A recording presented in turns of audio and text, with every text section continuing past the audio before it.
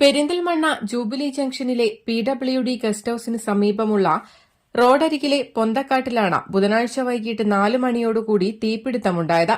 തീ കണ്ട ഉടനെ തന്നെ സമീപത്തെ വ്യാപാര സ്ഥാപനങ്ങളിൽ നിന്നും ജീവനക്കാർ ഓടിയെത്തി തീ അണയ്ക്കുന്നതിനുള്ള ശ്രമം നടത്തിയതിനാൽ കൂടുതൽ സ്ഥലത്തേക്ക് തീ പടരാതെ വലിയ ദുരന്തം ഒഴിവാക്കാനായി.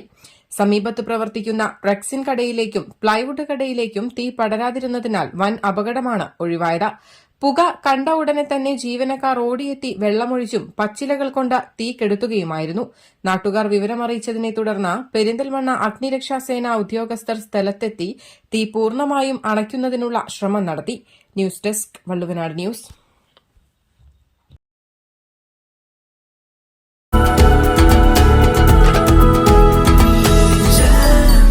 Jam June Hypermarket, exceeding expectations.